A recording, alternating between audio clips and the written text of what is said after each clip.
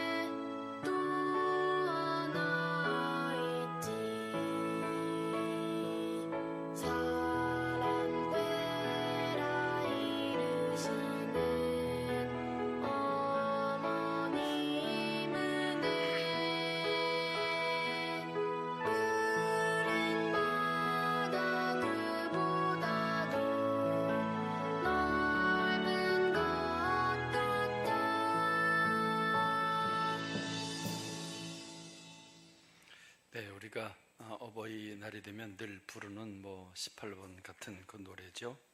이 노래는 목사님이 지으셨는데 우리 동부연회 감리교회의 초대 감독을 지내신 윤춘병 목사님이 지은 노래말입니다. 여기에다가 박재원 목사님이 곡을 붙여서 그것이 하나의 이제 노래가 됐는데, 이 노래는 먼저 어린이 찬송가에 실렸다가 어른들도 이 노래를 즐겨 부르게 되고 이것이 교과서에까지 실리게 되는데, 그 교과서에 실릴 때에는 원래 3절이 있는데 3절을 빼고 실은 겁니다. 3절은 이렇게 됩니다. 산이라도 바다라도 따를 수 없는 어머님의 그 사랑, 거룩한 사랑, 날마다 주님 앞에 감사드리자. 사랑의 어머님을 주신 은혜를, 그 사랑의 어머님을 주신 하나님을 찬양하는 그런 내용이 3절이었는데 그게 이제 교과서에 실리다 보니까 그 내용은 3절은 뺀 겁니다. 원래 이 윤춘병 목사님이 28살에 1945년에 해방을 받으면서 북한에 공산군들이 밀려오고 핍박이 시작을 합니다. 그래서 자유를 찾아서 남쪽으로 내려오죠. 그 내려올 때 28살에 어머니하고 이별을 하는 겁니다.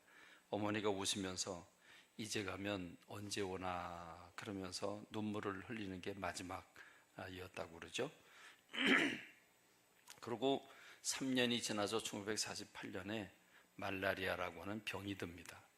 그 말라리아는 병이 그때만 해도 걸리면 죽는다고 알려진 병이죠. 그래서 사경을 헤맵니다.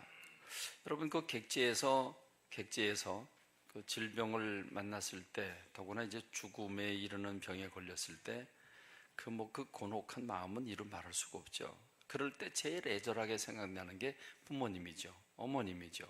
그래서 어머님을 떠올리는 겁니다. 어머니가 그렇게 보고 싶고 사경을 헤매면서 어머니에 대한 꿈을 수십 번 꾸었다고 그럽니다. 그러면서 편을 들어서 글을 쓰게 된 게 바로 이 글이죠. 높고 높은 하늘이라 말들 하지만 나는 높은 게 또 하나 있다. 낳으시고 키우시는 어머님의 은혜가 있다. 푸른 하늘 그보다도 높은 것 같다. 넓고 넓은 바다라고 말들 하지만 나는 넓은 게 또 하나 있지. 사람 되라 이르시는 어머님 은혜, 푸른 바다 그보다도 넓은 것 같다라고 하니 가사 우리 심금을 좀 울립니다. 그런가 하면 또 이 어버이날을 맞으면서 즐겨 부르는 노래가 또 하나 있죠. 우리 한번 좀 들어보겠습니다.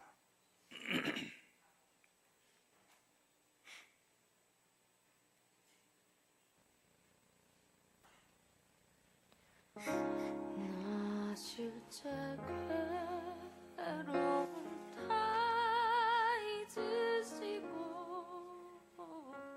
기르실 때마다 들어 애쓰는 마음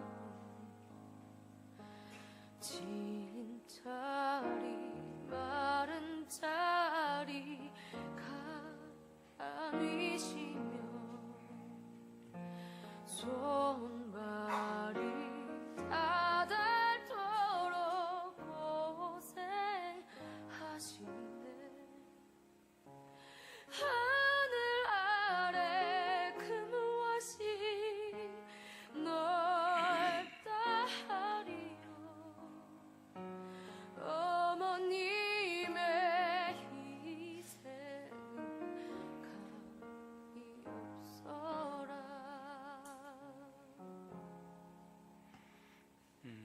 어머님의 희생은 가히 없어라. 그 어머니의 희생을 주제로 한 노래죠. 이 노래는 어머니 마음이라고 하는 노래인데 1930년에 양주동이라고 하는 사람이 글을 썼고 이흥렬이라고 하는 분이 작곡을 함으로써 이제 노래로 탄생하게 됩니다. 낳으실제 괴로움, 그렇습니다. 아기를 낳아보지 않은 사람은 그 괴로움을 모르겠죠. 남자들은 전혀 모를 거고요.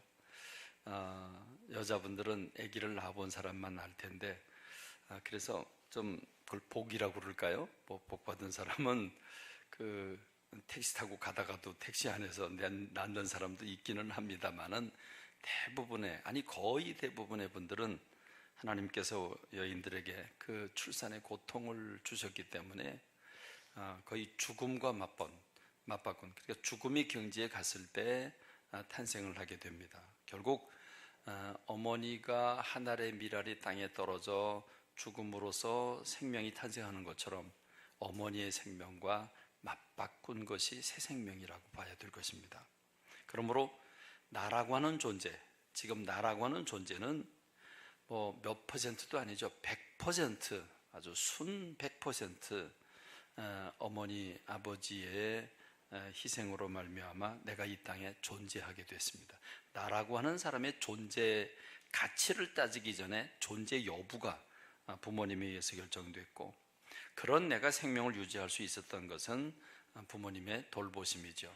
동물들은 태어나면 버들적거리면서 네 발로 일어나서 걷기도 하고 뛰기도 하지만 사람은 수년이 지나도록 제걸음도 제대로 걷지 못하고 결국 한 20대가 돼야, 한 20살 정도가 돼야 제구실을 하는 사람으로 일어나게 되니까, 이제 제구실을 하게 되는 사람으로 자라나게 되는 한 20대까지 되려고 하면 부모는 40대가 휙 지나갑니다. 그럼 이제 50을 바라보게 되죠. 그 아들이, 그 딸이 장가가고 시집가게 되는 나이가 되면, 그러면 보내고 나면 부모는 어느덧 60이 됩니다. 50대 말 60이 되죠. 처녀로 결혼을 해서 자식을 낳고 그 자식을 키우고 자식을 바라보고 울고 웃으면서 화내고 밀어주면서 그러면서 씨름을 하고 이제 장가 보냈다, 이제 시집 보냈다. 그러면 나는 60이 넘은 한 인생이 휙 지나가 버리고만, 그게 인생의 모습입니다. 그렇게 장가 보내기까지, 장가 보내고 난 다음에도 마찬가지입니다만은, 그저 부모는 생명 주었을 뿐만 아니라 끊임없이 주고 또 주고 또 주고 또 주는, 그저 한없이 주는, 자식이 무엇을 요구하든 자식이 행복할 수만 있다면, 자식이 일어날 수만 있다면 내가 내 몸뚱이라도 잘라서 주겠다고 하는 마음으로 주고 또 주는 게 부모의 심정입니다. 그래서 이 부분도 좀 오늘 동영상이 많긴 합니다만은, 이 부분도 아낌없이 주는 나무 한 번 더 보도록 하겠습니다.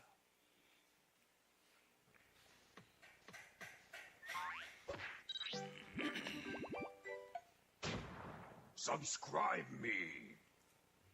조금 아낌없이 음원 주는 조금 더 나무. 키워주죠. 옛날에 한 그루의 나무가 있었어요. 그리고 그 나무에게는 사랑하는 소년이 있었죠. 소년은 매일매일 나무에게 와서 놀았어요.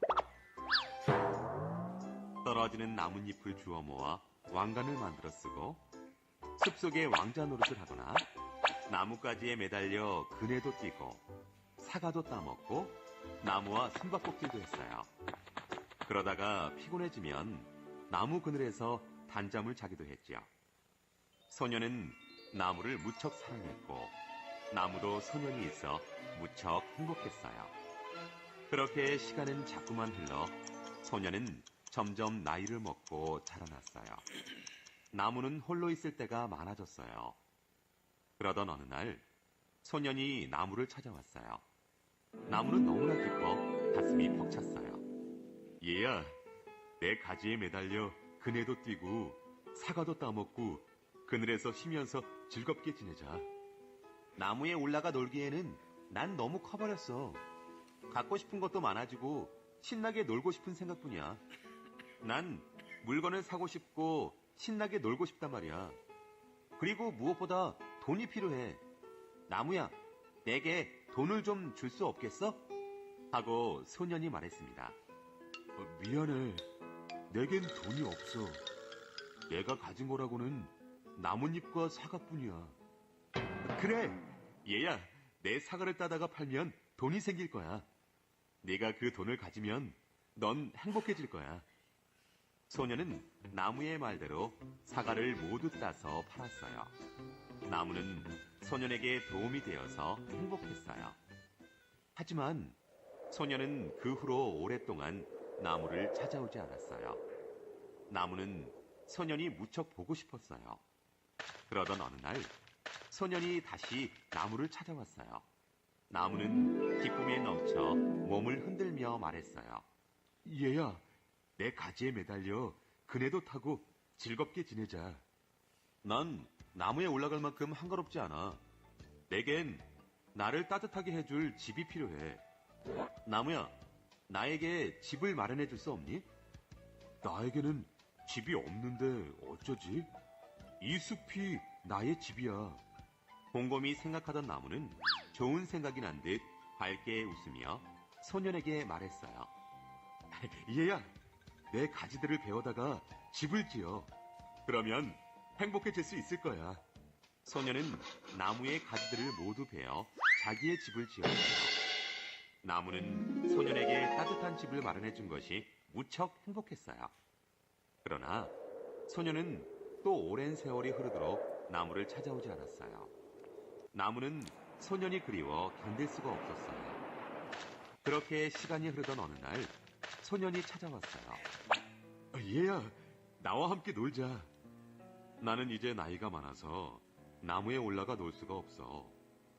대신 나를 멀리 데려다 줄 배 한 척이 필요해. 그럼 내 줄기를 찍어다가 배를 만들어. 그러면 멀리 떠날 수 있고 행복해질 거야. 소년은 나무에 줄기를 찍어다가 배를 만들어 타고는 멀리 멀리 떠났어요. 나무는 소년에게 도움을 줄 수 있어 행복했지만 정말로 행복한 것은 아니었어요. 나무는 오직 소년과 함께 있고 싶었던 거예요. 또 오랜 세월이 흐른 뒤 소년이 다시 찾아왔어요. 얘야, 이제는 너에게 줄 것이 아무것도 없어. 소녀는 나무를 지그시 바라보더니 말했어요.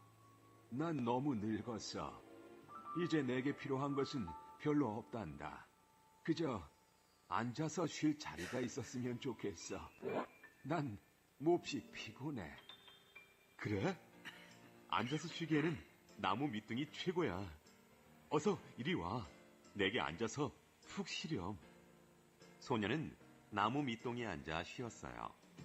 소녀는 그렇게 오래도록 오래오래 나무 곁에 앉아 쉬었고 나무도 오래도록 행복했답니다. 네, 그 어린 시절을 생각하면 이 소년과 나무의 관계가 똑같은 것 같아요. 소년이 매일 나무에 가서 올라갔다 거기서 놀고 거기서 그 품에서 자고 그런 것처럼 갓난아이로 태어나서 그 몇 살, 몇 년 되기까지는 늘 엄마 치맛자락 붙잡고 엄마 머리를 끄들고 엄마 품 안에서 자고 늘 엄마와 더불어 같이 붙어 있죠. 그러다가 이제 자랍니다. 학교도 가고 중학교도 가고 고등학교 가고 그러면 이제는 엄마에게서 떨어져서 친구 찾아가고 선후배 찾아가지요. 그리고 대학을 들어갑니다. 그러고는 이제는 자기도 가정을 꾸려야 되고 돈도 벌어야 되고 그러다 보니까 부모에게 요구를 하죠. 돈 달라고 그러죠. 장가 보내달라고 그러고 그래요. 그럼 부모는 또 독립을 시켜줘야 되니까 있는 거 없는 거 다 털어서 공부시키는 것도 논 팔고 산 팔고 뭐 이래가지고 소 팔고 이래가지고 공부시키고 장가 보내고 뭐 다 그런 건 아닙니다만은 다 줄 수 있으면 얼마나 좋겠습니다만 그러지 못하지만 줄 수만 있다면 집도 사주고 뭐 이렇게 하면서 그가 일어나게 만들어 놓습니다. 그리고 나이가 들어서 이제 독립할 때가 됐는데도 불구하고 사업하고 싶다고 뭐 저 돈 대달라고 그러면 또 부모는 어떻게 해요? 그 남은 거 없는데 이제 내 몸뚱이라도 그래 내 남은 거 다 줄 테니까 그럼 일어나 봐라. 그리고 또 사업자금 대주잖아요. 그게 부모의 심정이죠. 남아있는 건 그루터기밖에 없습니다. 근데 사람이란 늙어도 부모님을 찾는 게 사람이거든요. 그래서 부모님 그 그루터기에 앉아서 그거마저도 안식을 취하는 게 사람의 마음이죠. 이렇게 그 아낌없이 주는 나무는 부모님을 상징하는 것 같습니다. 그러고 보면 성경에 보면 성경 안에 부모와 자식 간에 관련된 많은 말씀들이 있죠. 이삭과 리브가는 자식을 달라고 작정하며 기도하고 한나는 자식을 달라고 울며 불며 하나님 앞에 통곡하며 기도를 하게 되는데 자식을 낳으면 하나님 앞에 드리겠다고 서원까지 하면서 하나님 앞에 기도를 하고 제사장이 보니까 술 먹은 사람처럼 저렇게 미친 듯이 기도하는 모습을 보고 술 조금만 먹으라고 이렇게 얘기할 정도로 그렇게 기도하는 한나의 모습을 우리가 볼 수 있죠. 그런가 하면 요게벳이라고 하는 사람은 아들 모세를 낳아놓고 이집트의 군대가 아들을 낳으면 죽이고 딸 낳으면 살려두라고 그래서 종으로 부려먹으라고 하는 정책 때문에 아들을 숨겨서 키웁니다. 숨겨서 키우다가 3개월이 지나니까 이제 우는 소리를 막을 길이 없어서 그래서 들키면 죽으니까 바구니를 만들어서 그 바구니 안에 물이 새지 않게 해서 바구니에 아이를 담고 누군가 애굽 여인이 좀 주워서 키워줬으면 하는 마음으로 떠나 보내지요. 그 마음이 얼마나 아프겠습니까? 그런데 공교롭게도 애굽 왕의 공주가 그 바구니를 들게 되고 그 아이를 모세를 키우는데 엄마가 유모로 그 공주에게 가서 아이에게 젖을 물리면서 키우는 그 부모의 심정에 대한 게 성경에 나옵니다. 그런가 하면 야곱의 부인 라헬이라고 하는 여인은 요셉을 낳고 그 다음 둘째 베냐민이라고 하는 자식을 낳다가 그만 너무 고통스러워서 죽죠. 우리 어린 시절에는 엄마가 아기를 낳다가 죽었다고 하는 얘기도 종종 들을 수 있었습니다. 그렇습니다. 수많은 엄마들이 어떻게 하든지 아기에게 축복 기도를 주려고 축복 기도를 받게 하려고 예수님께 데리고 와서 축복 기도를 받게 하는 모습을 볼 수 있죠. 귀신 들린 아이의 아버지는 예수님께 그 아이를 데리고 와서 할 수만 있다면 할 수만 있다면 이 아이를 고쳐달라고 손이 발휘되도록 빕니다. 그럼 가나안 여인은 귀신 들린 딸을 고치기 위해서 예수님께 오는데 예수님은 모린정스럽게 이렇게 얘기를 하죠. 그 이방 여인인 그 여인을 향해서 내가 내 자녀에게 줄 떡을 들어서 개에게 던져줄 수 없다라고 말합니다. 그러니까 이건 치명적이죠. 그 여자는 졸지에 개 취급을 받게 된 겁니다. 그러나 그럼에도 불구하고 자존심 내세우지 아니하고 예수님께 그렇게 얘기를 하죠. 옳습니다. 그러나 개라고 할지라도 주인의 상에서 떨어지는 부스러기는 먹습니다. 그런 간곡한 얘기를 듣고 예수님이 감동을 받으시고 그 딸을 고쳐주신 얘기가 성경에도 나오죠. 그렇습니다. 부모는 자식의 평안을 위해서라면, 부모는 자식이 잘 되는 일이라면 무언들 못하겠습니까? 그저 모든 걸 다 던지는 게 부모입니다. 부모의 마음은 자식이 속을 썩이고 자식이 부모를 팔아먹고 배반을 한다고 할지라도 그거 저주하지 못하고 그것 때문에 속을 끓이는, 속이 타들어가지만 그걸 끌어안는 게 부모의 심정입니다. 역시 그것도 성경 안에 기록이 되어 있죠. 다윗이라고 하는 사람이 왕으로 있을 때 압살롬이라고 하는 잘생긴 아들이 나라를 반역합니다. 자기 스스로 반란을 일으키고 자기가 왕이 된 뒤에 아버지 다윗을 죽이겠다고 군사를 일으킵니다. 그래서 군사를 일으키고 전쟁이 붙게 되는데 그만 그 전쟁에서 압살롬이 죽임을 당하죠. 위기를 모면하게 됩니다. 그쯤 되면 이런 나쁜 놈 어떻게 자식 새끼가 돼가지고 이렇게 부모에게 이럴 수 있나. 더구나 다윗의 그 부인들까지도 겁탈을 할 정도로 아주 못된 망나니 아들이었는데, 그런데 그 압살롬이라고는 아들이 죽었다고 하는 소식을 들으면서 그는 아파서 가슴을 때리고 울면서 이렇게 얘기를 합니다. 내 아들 압살롬아, 내 아들 압살롬아, 차라리 내가 너를 대신하여 죽었다면 압살롬 내 아들아 그럽니다. 이게 부모의 심정이죠. 차라리 내가 죽어야지 왜 네가 죽냐고. 그렇게 자기를 죽이겠다고 덤벼드는 아들임에도 불구하고 그걸 저주하지 못하는 그 부모의 심정, 그게 부모지요. 우리는 이런 부모와 자식과의 관계를 생각하면서 이 어버이날을 맞으면서 이미 연로하신 분들은 어버이가 안 계신 분들이 많이 계시죠.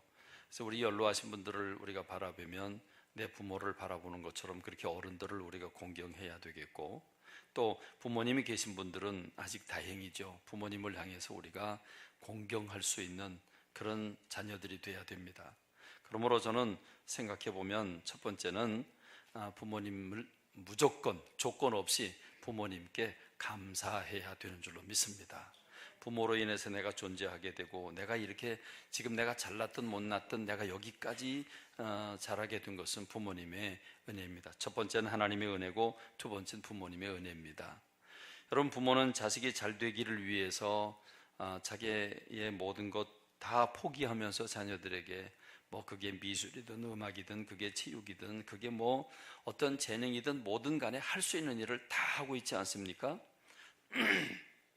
그러므로 자녀들은 내가 오늘 어떤 환경이 있든지 부모님에 대해서 무조건 감사해야 합니다. 입술로도 감사하고 선물을 드려서 감사하고, 또 저는 우리 자녀들은 부모님에게 아무리 내가 결혼 생활을 하고 힘들고 어렵다 할지라도 저는 하나님 앞에 11조를 드릴 뿐만 아니라 또 부모님에게도 최소한 11조 이상은 드려야 된다고 저는 생각합니다. 성경에 나와 있지 않습니다. 그러나 적어도 자녀라면 부모에게 부모가 나에게 준 그 은덕을 생각하면서 나도 내 역시 내 자녀를 주지만 그럼에도 불구하고 연로하신 부모님들을 생각하면서 적어도 11조 이상을 드리는 우리가 되어야 되지 않나 싶습니다. 플라톤이라고 하는 2400년 전에 그리스 유명한 철학자, 이상국가라고 하는 그 책을 쓴 그 철학자는 이렇게 얘기를 했습니다.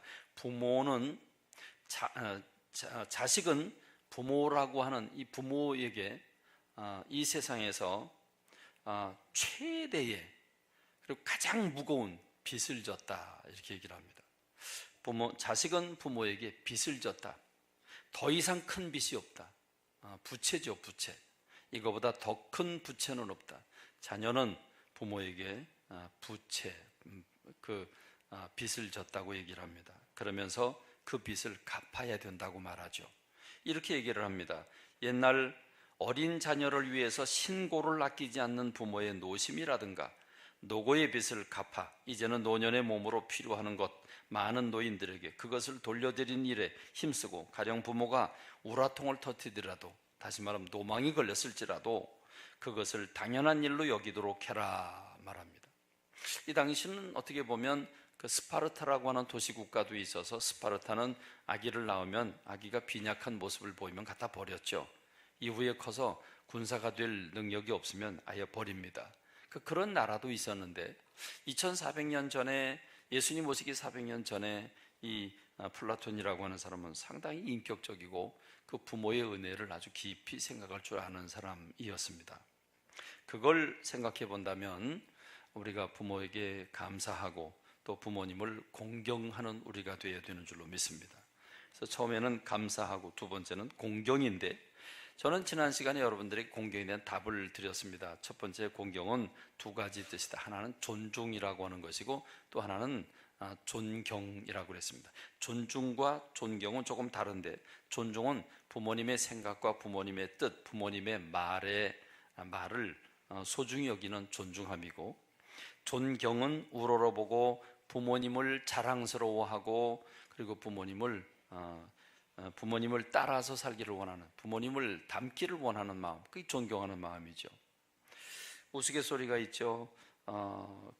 일본으로 유학도 보내고 땅 팔고 소 팔고 해서 일본에 유학을 보내고 그리고 와서 서울대학도 졸업하고 이렇게 했는데 큰 직장을 얻어서 서울에 이제 아버지가 갔는데 옷도 깨지지하게 입은 아버지죠. 아버지가 그 아들을 찾아갔는데 아들이 그 주변 사람들이 저 노인네 누구야 그랬더니 자기 집에 머슴이라고 그랬다는 일화도 있죠.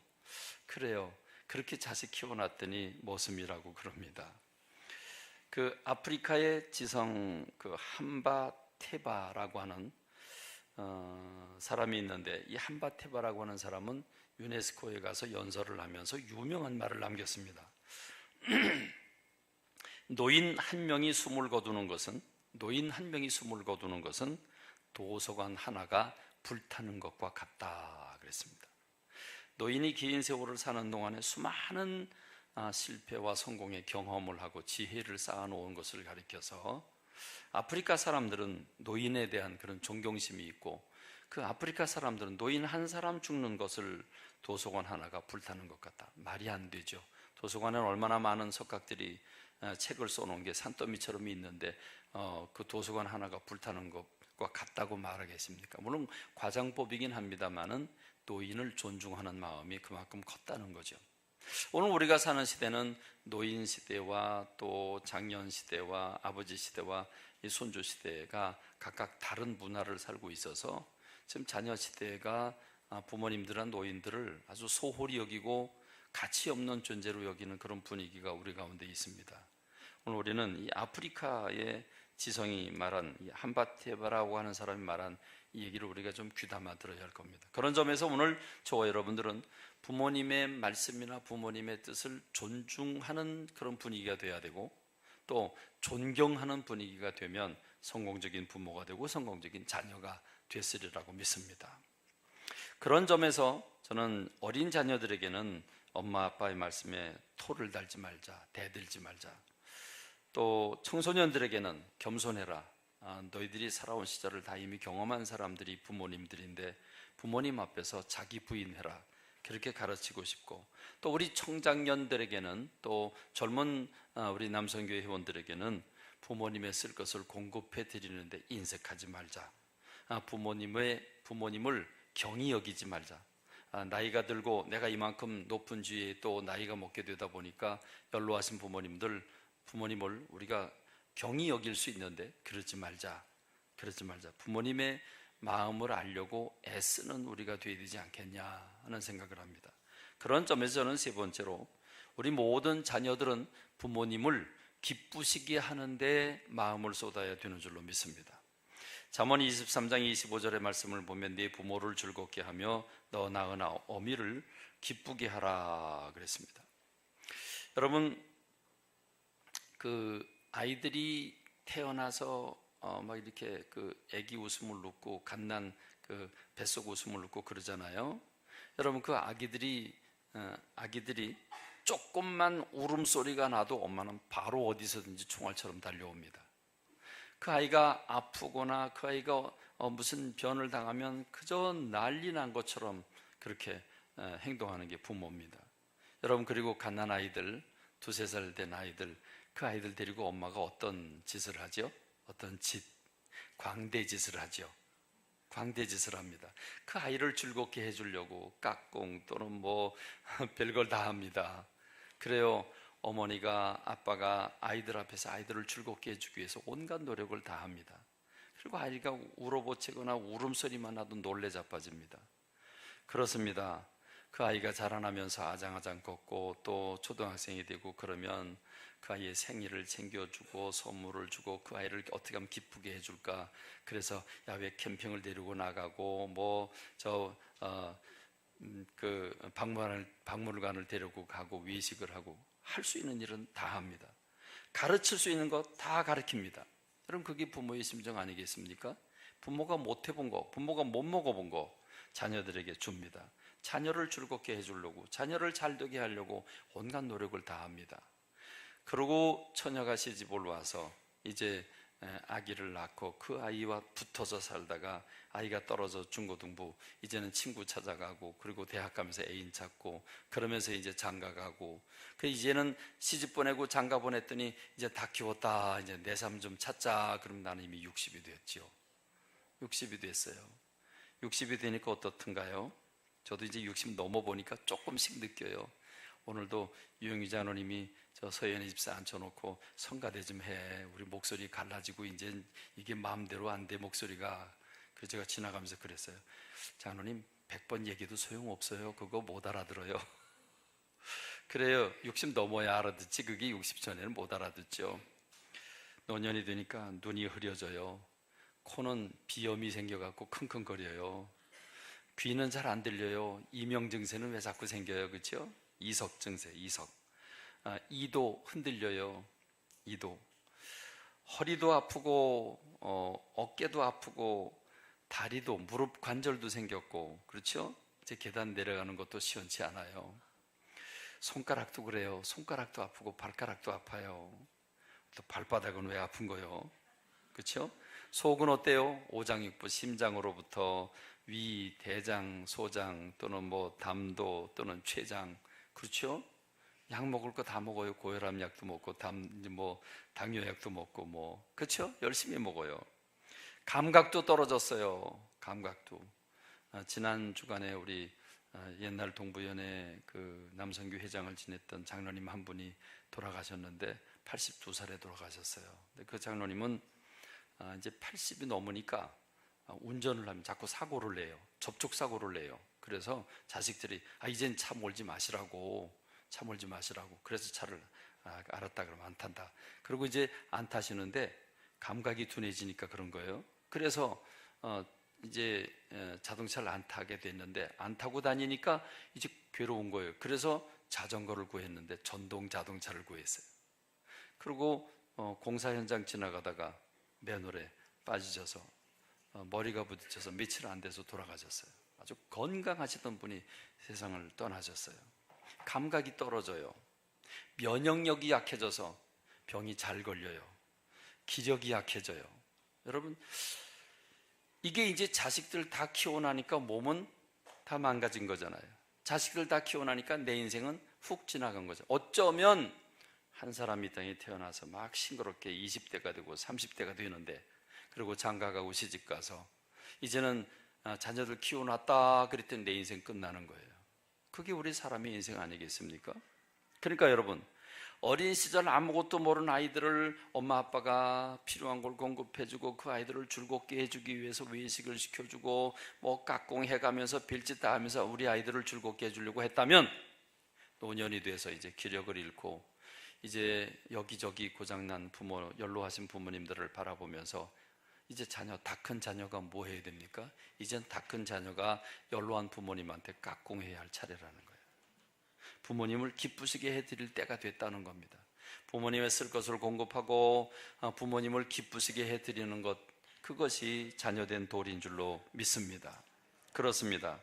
눈높이를 아이에게 맞추고 아이를 웃게 하려고 애를 쓰는 것처럼 자녀가 이제 노년이 돼서 웃을 일이 적어지고 몸은 아프고 여러 가지 두려움이 생기는 그 노년에 계신 어머니 아버지를 눈높이를 맞춰가면서 어떻게 부모님을 기쁘게 해드릴까, 어떻게 부모님을 웃게 해드릴까, 여러분 그게 자식된 도리가 오늘 성경 말씀대로 부모를 기쁘게 하는 자녀가 돼야 되는 줄로 믿습니다.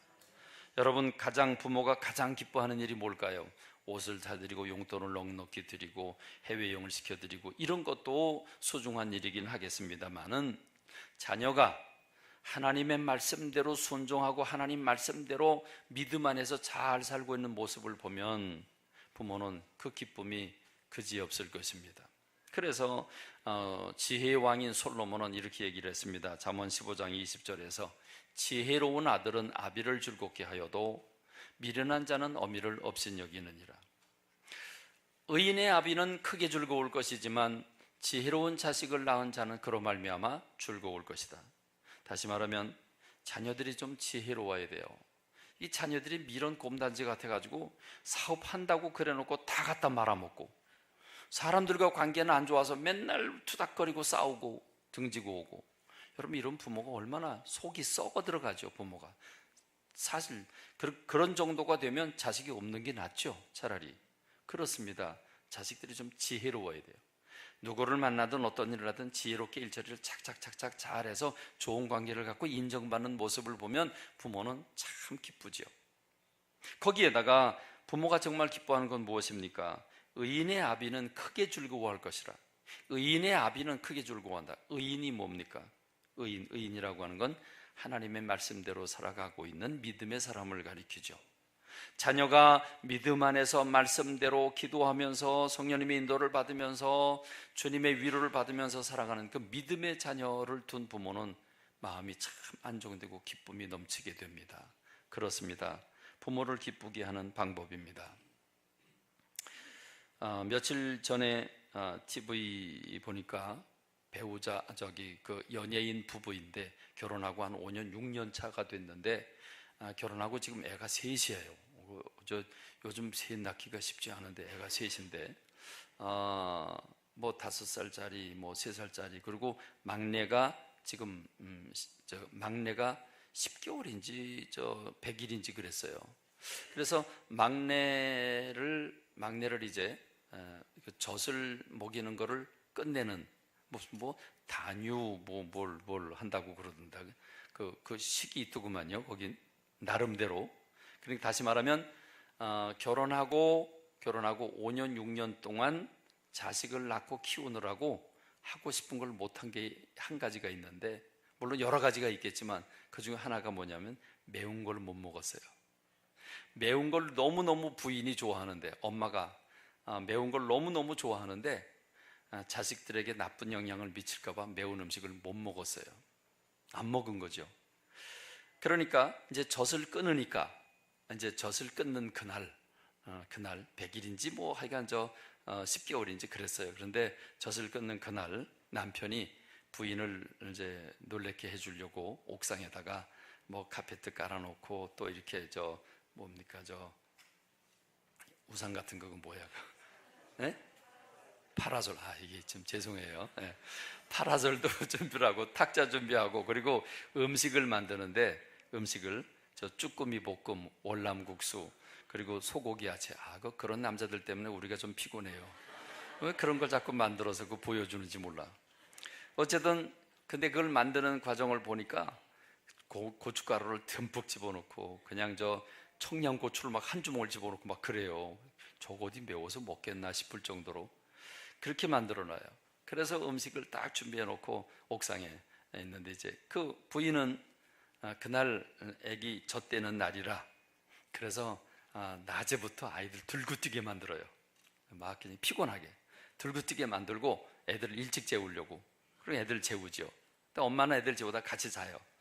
그래서 이제 남편이 엄마를 깨워가지고 저 옥상으로 올라가서 자기가 준비한 음식을 이제 부인한테 제공하는 거죠. 부인이 얼마나 행복해하는지.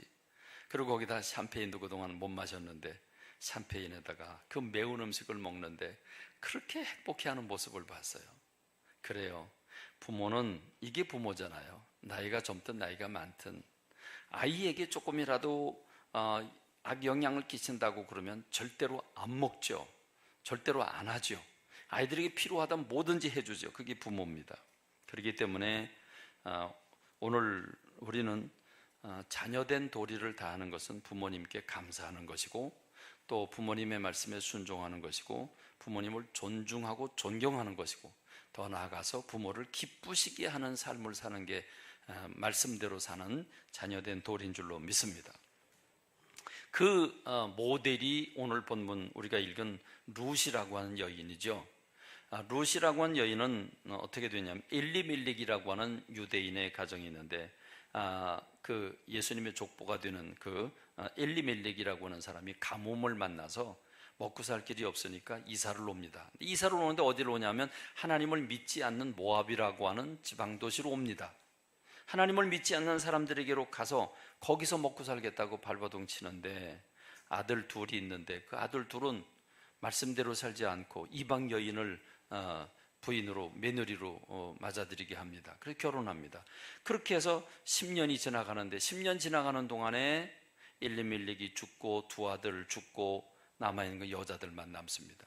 그러니까 시어머니 나오미가 며느리 둘을 불러놓고 너희들은 유대인이 아니고 너희들은 다 이방 사람들인데 나는 이제 고향으로 돌아가려고 그런다. 내가 실패자가 됐는데 고향으로 돌아갈 텐데 너희들이 나를 따라서 고향에 돌아가면 너희들은 유대인들에게 왕따를 당하고 너희들 살기 힘들어질 거다. 그러니까 너희들은 너희들의 신들을 찾아가고 너희들의 좋은 남자 만나서 결혼해라. 이렇게 얘기를 합니다. 그랬더니 큰 며느리는 가고, 그리고 둘째 며느리 이 룻이라고 하는 여인이 이렇게 얘기를 하는 거죠. 내게 어머니를 떠나며 어머니를 따르지 말라. 돌아가라. 강권하지 마옵소서. 어머니께서 가시는 곳에 나도 가고 어머니께서 머무시는 곳에서 나도 머물겠습니다. 여러분, 지금 이 며느리가 어머니를 따라가면 자기에게 돌아올 건 왕따를 당하고 괴롭고 아픈 것밖에 없어요. 손가락질 당할 것밖에 없어요. 그리고 이 가난한 시어머니 따라가 봐야 시어머니 송장 치르는 일밖에 더 있겠습니까? 시어머니 다 이제 걷어 공개해야 되고 그 가난한 집에 가서 고생할 것밖에 없어요. 그런데 이 룻이라고 한 여인은 내가 어떻게 이 홀로 된 어머니를 버리고 나 혼자 좋은 데 찾아가겠냐? 그럴 수 없다. 그러니까 어머니를 떠나가지 않겠다. 어머니가 가시는 곳, 어머니가 머무시는 곳이 내가 있는 곳이다 라고 선언을 하고, 어머니의 백성이 나의 백성이 되고 어머니의 하나님이 나의 하나님이 되시리니 어머니께서 죽으시는 곳에서 나도 죽어 거기 묻힐 것이라. 만일 내가 죽는 일 외에 어머니를 떠나면 여호와께서 내게 벌을 내리시고 더 내리시길 원하나이다. 그 짧은 기간 동안에 룻이라고 하는 여인을 이방신을 버리고 하나님을 영접하게 됐습니다. 하나님을 믿는 하나님의 가족이 됐습니다. 그래서 난 이제 하나님을 믿겠고 어머니 하나님 내 하나님 될 거라고, 하나님이 내게 어머니를 떠나면 벌을 주실 것이라고. 그래서 그런 두 가지 이유죠. 하나는 저 연로한 어머니를 버릴 수 없다고 하는 것이고, 하나는 하나님을 버릴 수 없다는 것이고, 이 두 가지 이유 때문에 어머니를 따라서 유대 땅으로 들어갑니다. 그리고 어머니가 시키는 대로 순종을 하죠. 그래서 먹을 문제가 해결이 됩니다. 가난 가운데서도 살 길이 열립니다.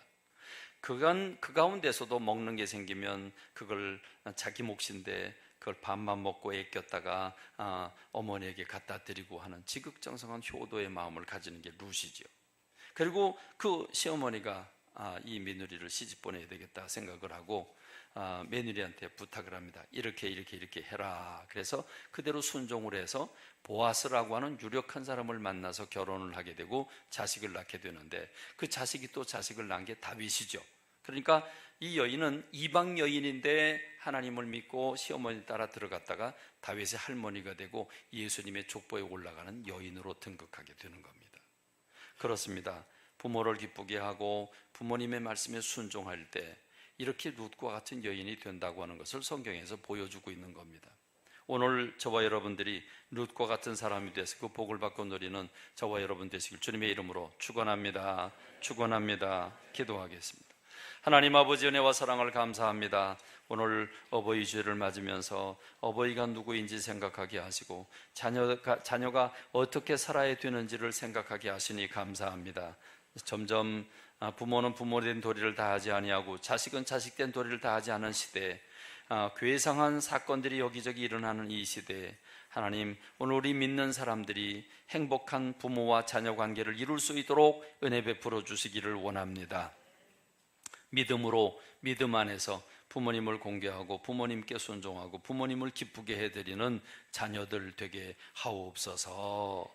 이 시간에 우리는 산불로 인해서 집을 잃고 아파하고 힘들어하는 분들을 생각하고 특별히 교회가 불이 타서 힘들어하는 그 교회를 재건하는데 우리가 힘이 되기를 원합니다. 우리가 예물을 드리고자 올 때 그 예물 받아주시기를 원하옵고 예수님의 이름으로 기도하옵나이다. 아멘.